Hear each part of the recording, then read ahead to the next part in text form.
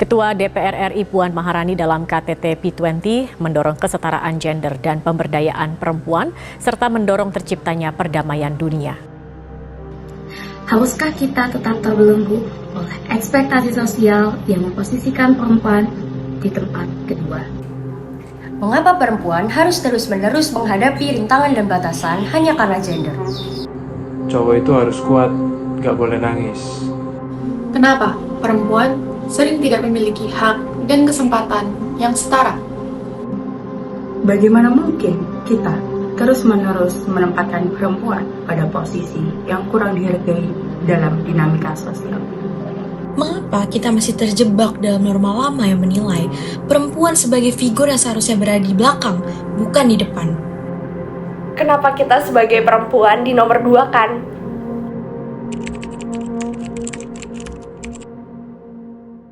Oke, halo semua, kenalin aku Muhammad Akmal Syarif. Biasa dipanggil Akmal, aku dari Sosiologi Angkatan 2021. Halo semuanya, aku Aidina Maharani, biasa dipanggil Nina. Aku dari Fakultas Ilmu Sosial dan Ilmu Politik, jurusan Ilmu Komunikasi. Namaku Ramadan Rodiansyah, dipanggil Rama biasa atau Ramadan. Aku dari Perencanaan Wali Kota, Fakultas Teknik Angkatan 2020. Sebenarnya gender juga berawal dari konstruksi yang ada di masyarakat ya. Dan menurut aku sendiri peran gender di zaman sekarang itu udah cukup berkembang dengan cukup pesat ya, karena bagaimana perempuan itu bisa langsung mengambil lini-lini yang mungkin dulunya itu belum ada yang dikuasai, yang masih dikuasai sama laki-laki. Tapi mungkin kalau zaman sekarang tuh perempuan juga sudah menunjukkan lah eksistensi mereka, di mana mereka udah bisa menempatkan yang kebanyakan kemarin itu diisi oleh laki-laki itu sendiri. Oke, kalau menurutku sendiri sekarang tuh kesetaraan gender ini udah mulai mengalami kemajuan gitu. Jadi sekarang itu udah banyak gerakan-gerakan atau kampanye dari para aktivis baik individu atau kelompok tuh yang udah menyuarakan pentingnya kesetaraan gender gitu. Jadi kalau misalnya kita bandingin sama dulu gitu ya, yang mungkin masih ada patriarki atau segala macam hal yang mungkin menempatkan posisi laki-laki tuh lebih superior daripada perempuan, sekarang itu udah minim gitulah istilahnya. Gender, menurutku kan ada yang bahas terkait dengan kesetaraan gender. Kalau menurutku sebetulnya semua gender itu sama. Penglihatanku pun juga sebetulnya gender itu sama. Dan awalnya mungkin aku ngelihat ya gender ini hanya terbatas terkait dengan kekuatan aja gitu. Kayak melihat perempuan dan laki-laki, mungkin kan orang melihat laki-laki ini lebih kuat. Tapi ternyata itu terbantahkan dengan adanya ada juga loh perempuan-perempuan yang mungkin istilahnya kalau cowok bisa ngangkat ini, kalau cewek nggak bisa. Ternyata cewek bisa juga gitu. Tapi kalau di kehidupan ternyata semua itu sama. Bahkan untuk menyimbangkan sebuah sosial, kadang kita juga perlu semua aspek gitu loh. Baik dari segi gender ataupun segi pengetahuan, mungkin dari yang adik tingkat maupun kakak tingkat. Menurutku semua itu sama. Dan kalau misalkan kita membedakan dan membatasi, malah terkadang apa yang coba kita hasilkan atau apa yang coba ada di lingkup tersebut malah menjurus ataupun spesifik ke satu gender. Jadi sebetulnya harusnya semuanya sama.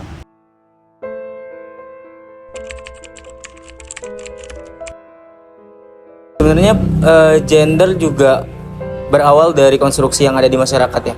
Dan menurut aku sendiri peran gender di zaman sekarang itu udah cukup berkembang dengan cukup pesat ya, karena bagaimana perempuan itu bisa langsung mengambil lini-lini yang mungkin dulunya itu belum ada yang dikuasai, yang masih dikuasai sama laki-laki. Tapi mungkin kalau zaman sekarang tuh perempuan juga sudah menunjukkan lah eksistensi mereka, di mana mereka udah bisa menempatkan yang kebanyakan kemarin itu diisi oleh laki-laki itu sendiri.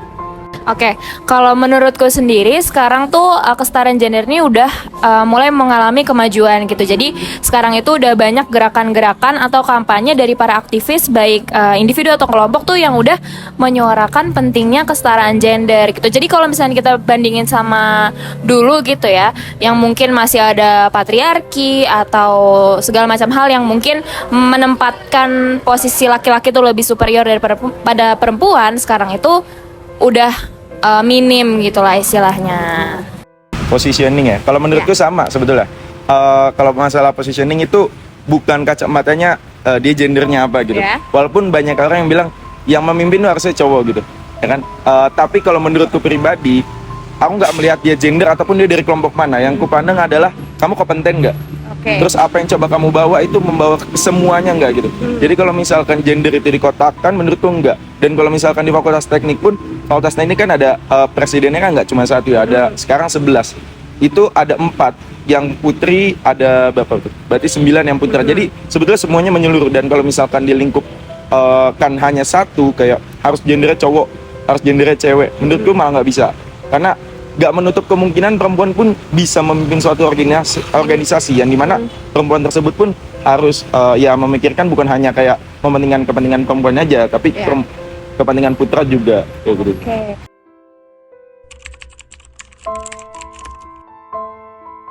Sebenarnya peluang karir itu nggak bergantung gender ya. Kalau aku sendiri beranggapan kalau peluang karir seseorang itu bukan tergantung jenis kelamin ataupun gender yang dia punya gitu. Tergantung itu, balik lagi yang aku bilang, tergantung value dan kemampuan mereka dalam menjenjang karir itu sendiri. Bagaimana mereka menjalin relasi, bagaimana mereka menjalani sesuatu hal yang mungkin mereka sukai. Jadi menurut aku gender itu sama sekali tidak bisa mempengaruhi jenjang karir seseorang itu sendiri. Oke, mungkin teman-teman dan masyarakat tuh bisa lebih open minded terhadap kesetaraan gender ini gitu ya.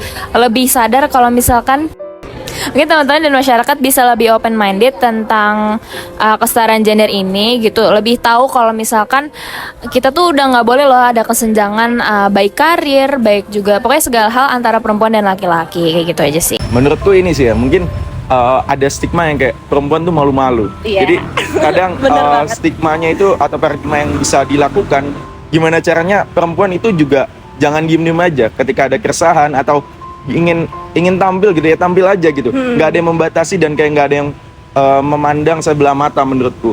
Perempuan juga punya tempatnya, perempuan juga punya ambil andilnya ya. Menurutku ya disuarakan gitu.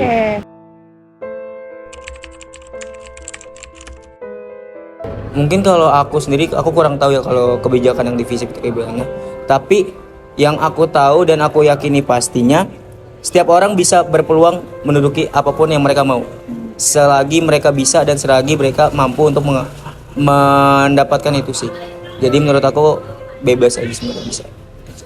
Mungkin salah satu yang aku tahu itu ada ULTKSP, yaitu untuk melindungi sivitas akademika di lingkungan Fakultas Ilmu Sosial dan Ilmu Politik Universitas Brawijaya mengenai kasus tindakan kekerasan seksual dan juga perundungan gitu. Jadi si ULTKSP ini bertujuan untuk melindungi perempuan-perempuan yang memang mereka itu sebenarnya nggak bisa bersuara karena mereka tuh nggak punya power gitu. Jadi disediakan wadah untuk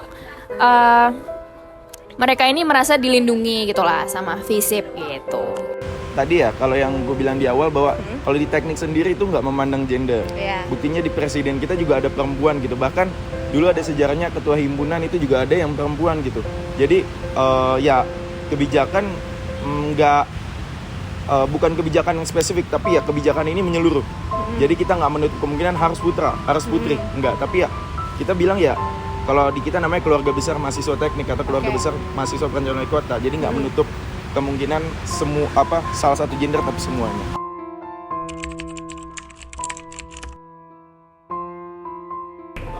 Sebenarnya kalau tantangan sendiri mungkin sebagai laki-laki ya mungkin.